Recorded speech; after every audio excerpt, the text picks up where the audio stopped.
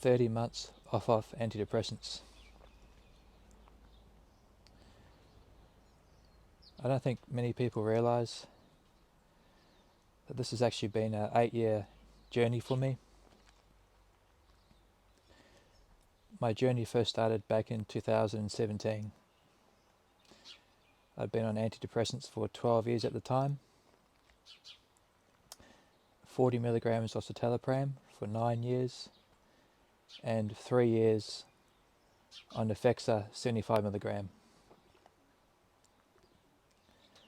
I cold turkeyed and plunged into very severe protracted withdrawal syndrome that nearly killed me. I survived for 9 months and then reinstated 37.5 milligrams of Effexa. I stayed on the drug for a further year, started developing severe adverse effects, and then began a slow hyperbolic taper that lasted 3.5 years. But the damage was already done from the protracted withdrawal and also from the serotonin toxicity, the neurotoxicity of the drug. So in essence, guys, even though this is a 30-month video, this should be an 8-year video. But it is what it is. I can't turn back time, but if I could, I would have done a slow taper from the very start, or I wouldn't have reinstated the drug. Because if I didn't reinstate the drug, chances are I could be about 75 to 80% healed, as we speak, as of now. I've spoken to many people, over the last 8 years of being in the Iatrogenic community, the community harmed by psychiatric drugs. I've spoken to people that have minor injuries that suffer for a few months. I've spoken to people that have moderate injuries, so we're talking about protracted between the 18 months to 2 years. And I also have people that I talk to that I've actually become very good friends with. These people are severe cases of iatrogenic harm. One of my really good friends in Europe, he's going into his 8th year now, and that's what I call severe injury. I've spoken to people that have had minor injuries, minor to moderate, and from antidepressants, and these people are able to function. They're able to work full time. They're able to hang out with their mates. They're able to have partners. They're able to train, for hours without any, severe symptoms happening. And even these people have told me that they're suicidal. They want to die. And imagine, if I was sitting in my chair, someone who's been harmed severely. I'm not saying this to minimize someone's harm. I'm just saying this because it scares the hell out of me. That there are so many people on these drugs, and no one should have to suffer for a few weeks, let alone 8 years, like myself. And yeah, it just scares me. So many people are on these drugs that they're not, no one's, we're human beings, we're equipped to feel pain and suffering, but being chemically castrated and tortured by psychiatric drugs is in another world. So yeah, I guess I make these videos to, for me it gives me a purpose, and I want to protect people from the harm of these drugs, because I don't want anyone sitting on the side of the table. I don't want anyone experiencing the level of harm I've experienced on my 8-year journey thus far. So I always do an update.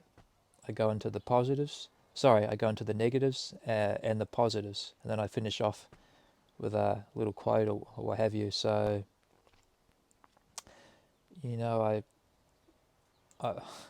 I do recall my last videos. I've probably been a little bit, you know, I've tried to be very positive, you know, for people, and I've probably tried to minimize my harm a little bit because I don't want to sound too much doom and gloom. But you know, at the end of the day, guys, I have to be true to myself and what's happened, and tell the true side of my story, which is a very brutal story. So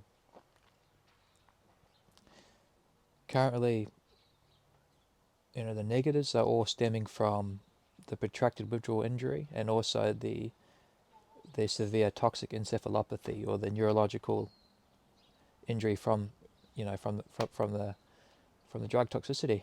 So probably my main ones would be all cognitive impairment. Um, you know, I can't function well at all. In fact, I struggle to function just to get through the day, which is, you know, it's hard to accept, but I've accepted it now. I still have derealization at the moment, so I sort of feel like I'm in an out-of-body experience. I feel like, you know, I'm living in a dream sort of state. Things don't feel real to me. There's no real attachment. Depersonalization.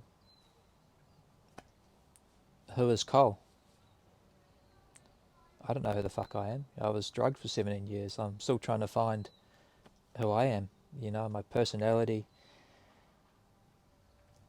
is slowly coming back, but I'm still finding it. I'm still yet to embrace the real soul that is in here, that was trapped by these drugs for so many years. Unfortunately, I can't exercise, you know, at high intensities due to the dysautonomia. It's a tough word to get out, but pretty much my nervous system is very fragile and, you know, pretty fucked. Unfortunately, I'm still having hearing sensitivities. I've got to wear earplugs a lot of the time because sounds to me, you know, sound like nails on a chalkboard. It's pretty surreal, but I've got a video on ototoxicity that sort of explains that. Still experiencing vertigo, dizziness, still having hallucinations, having heartbeat problems. Heart can beat high, can beat low. I believe that was due to the nearly 10 years on a high dose of citalopram, which I should have never taken, but it is what it is. I'm still having internal tremors. I'm still having ear pain. Still having, you know, head pressure, ICP, intracranial pressure. I'm still having head burning all around that temporal lobe, skull, back of the skull into the ear. It's all just like a burning sensation every day. It's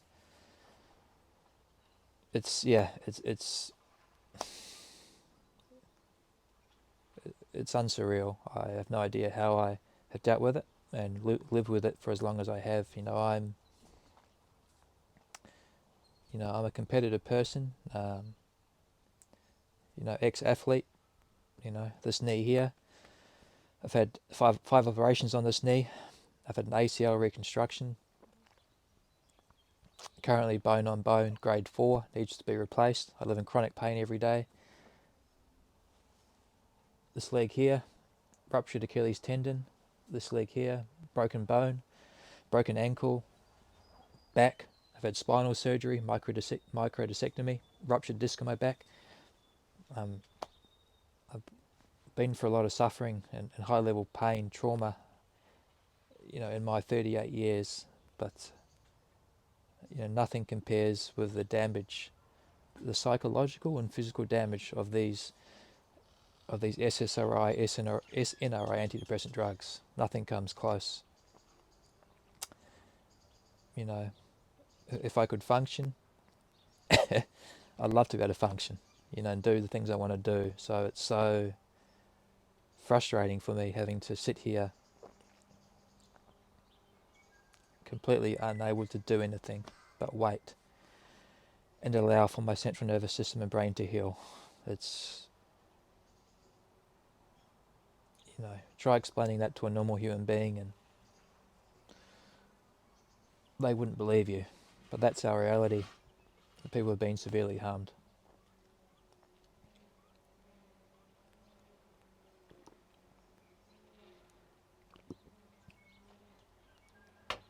Some positives, they are very far and few between.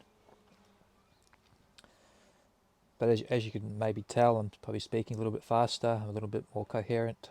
So I'd say my brain is healing, even though really slowly. I'm starting to get some memory back. I've been harmed so severely that I've lost my ability to have images, to visualize, and I'm getting little moments, very little brief moments, but I can start to see things popping in my mind again. If I hear a name or if I think of a certain event, I'm getting an image popping into my head, which is very, I guess it's promising. It's signs of neurogenesis, it's signs of neuroplasticity. So I'll take that and run with it because that's positive. I guess my sleep's not the best, but it's improving a little bit. My ability to do, I suffered with severe fatigue. I suffered mitochondrial damage, but I'm able to do a little bit more during the day, walks and whatnot. I you know I want to be able to do a lot more, but I can't. But it is what it is. So I think ultimately I've come to terms. I've come to peace that this is a severe injury, and it's going to take. It's taken 8 years in total. 2 years off these drugs. Sorry, 30 months. But I'm looking at a very long haul here. I'm looking at a very long recovery. So I've just got to accept with it and just live with it and do the best I can with the current situation. And making these YouTube videos for me it gives me something to live for. It gives me some purpose because I want to, as I said, I want to protect people and I don't want people to become as badly harmed as I am. And yeah, that's about it, guys. At the 30-month mark, I'm going to try and make another 3 videos this year. So the mountain's behind me. I'm going to take you up and do a bit of cold water plunging and talk a little bit about the do's and don'ts of antidepressant, of stopping these drugs, especially when you've been taking them for decades like myself. And then I'll wrap up with a 3-year video. So if you watched it to now, guys, I appreciate you watching, and I hope it made a bit of sense. And just for you guys that have been severely harmed, just keep trucking along, and any bit of healing or anything positive that you can extract and hold on to, just put it here, and just don't give up, guys. Where there's a will, there's always a way, and I think I'm a testament to that in my journey. I'm severely harmed, but I'm still here making YouTube videos, and not many could do that in this state. So just believe in yourselves and keep going, and I love you guys, and I will see you in the next video. Take care. Bye bye.